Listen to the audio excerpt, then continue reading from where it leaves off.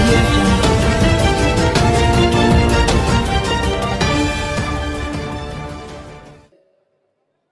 ఇంకో పక్కన ప్రత్యేక హోదా ఇవ్వాల్సింది ప్రధానమంత్రి మోడీ గారు. ప్రత్యేక హోదా ఇవ్వండి ప్రధానమంత్రి మోడీ గారు. కానీ ఆంధ్ర రాష్ట్రంలో ఉన్న 420 అవినీతి పుత్రుడు జగన్మోహన్ రెడ్డి గారు ఒక పక్కన, ఇంకో పక్కన పవన్ కళ్యాణ్ గారు మన ముఖ్యమంత్రి పైన ఆరోపణలు చేస్తారు. నేను ఈ సభాముఖంగా మళ్ళీ సవాల్ ఇస్తున్న వాళ్ళకి, అయ్యా మీకు దమ్ము ధైర్యం ఉంటే ప్రధానమంత్రి నరేంద్ర మోడీ గారు నిలదీయండి తప్ప మన ముఖ్యమంత్రి నారా చంద్రబాబు నాయుడు గారు కాదు. 68 సంవత్సరాల వయసు, రాజధాని లేని రాష్ట్రం, అనాథ రాష్ట్రానికి దారి చూపించిన వ్యక్తి. ఇంత పెద్దాయన్ని గౌరవించాల్సిన పోగా ఈరోజు ప్రతిపక్ష పార్టీకి చెందిన నాయకుడు ఏమంటారు, మన ముఖ్యమంత్రి గారు కాలరు పట్టుకోవాలంట, తుపాకీ తీసి మన ముఖ్యమంత్రి గారిని కాల్చేయాలంటారు. ఇది ఎంతవరకు న్యాయమని ఒక్కసారి మనందరం ఆలోచించాలా.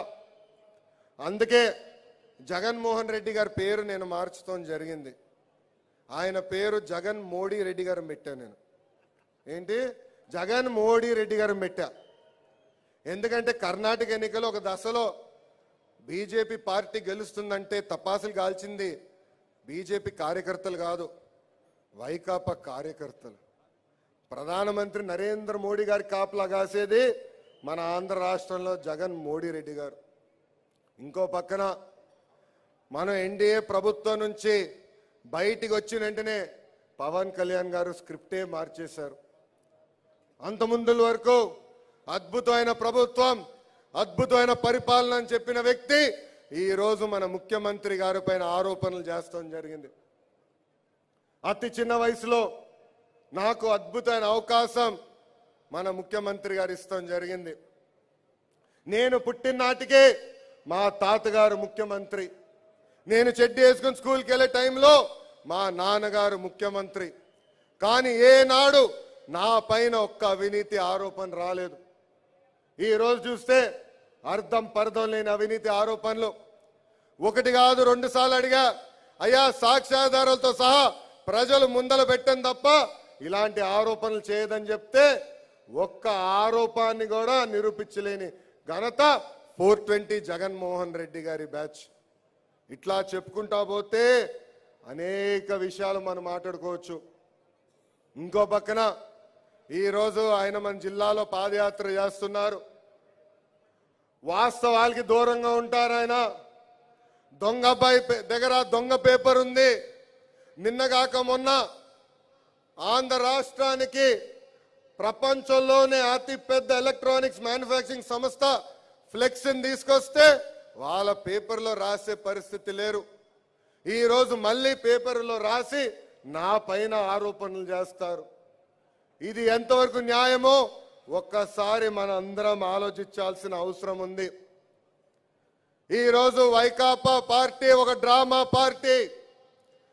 Script play direction Narendra Modi గారు, అమిత్ షా గారు ఇస్తున్నారు. ఈరోజు చూసాం వాళ్ళ ఎంపీలు 2015లో రాజీనామా చేస్తుంటే ఎన్నికలు వచ్చేది.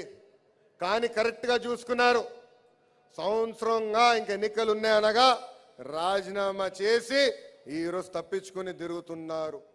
నేను అందుకే పదే వాళ్ళని అడుగుతున్నా, అయ్యా మీ రాజీనామా ఏంటంటే బీజేపీ నాయకులతో రాజీ ఆంధ్ర ప్రజలకి నామం పెడుతున్నారా అని అడుగుతున్నా.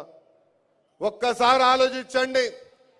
కడప ఉక్కు ఫ్యాక్టరీ దగ్గర నుంచి ప్రత్యేక హోదా వరకు, గల్లీ నుంచి ఢిల్లీ వరకు అహర్నిశలు మన ఎంపీలు, తెలుగుదేశం పార్టీ ఎంపీలు పోరాడుతుంటే ఈ రోజు వైకాపాకి చెందిన పార్టీలందరూ, వైకాపా పార్టీకి చెందిన ఎంపీలందరూ ఇంట్లో పడుకుంటాం జరుగుతుంది. ఇంకా ఎన్నికలు మొదలైనాయి, ఎన్నికల వేడి మొదలైనాయి. భారతీయ జనతా పార్టీ వచ్చి మళ్ళీ మనం ఓటు అడుగుతారు. భారతీయ జనతా పార్టీ బీజేపీ కాదు, ఇంకా బి అంటే భారతీయ జనతా పార్టీ, జే అంటే జగన్ పార్టీ, పి అంటే పవన్ కళ్యాణ్ గారి పార్టీ అని సభాముఖంగా నేను మీ అందరికీ తెలుపుతున్నాను. ఇంకో పక్కన కులం, మతం, ప్రాంతం వాడి మన మధ్య చిచ్చు పెడడానికి ప్రయత్నిస్తున్నారు. ఎప్పుడైతే మన ఇండియా నుంచి బయటకు వచ్చామో ప్రత్యేక రాయలసీమ అని డిక్లరేషన్ పెట్టారు బీజేపీ నాయకులు. ఈ రోజు మళ్ళీ ఒక్కసారి చూస్తే పవన్ కళ్యాణ్ గారు ఉత్తరాంధ్రకి వెళ్ళి ఉత్తరాంధ్రలో కూడా ప్రత్యేక రాష్ట్రం చేయాలని చెప్తా ఎంతవరకు న్యాయం అని అడుగుతున్నా. ఎందుకు మీరు ప్రాంతాల మధ్య చిచ్చు పెడుతున్నారు? ఎందుకు మీరు కులాల మధ్య చిచ్చు పెడుతున్నారు? ఎందుకు మీరు మతాల మధ్య చిచ్చు పెడుతున్నారని సభాముఖం వాళ్ళని అడుగుతున్నా. 68 సంవత్సరాల వయసులో అహర్నిశలు కష్టపడి మన ముఖ్యమంత్రి గారిని అభినందించాల్సిన అవసరం చాలా ఉంది. ఏంటండి, వీడియో నచ్చిందా? అయితే ఓ లైక్ వేసుకోండి, లేదంటే ఓ కామెంట్ చేయండి. ఎప్పటికప్పుడు మా వీడియోస్ చూడాలంటే సబ్స్క్రైబ్ చేసుకోండి.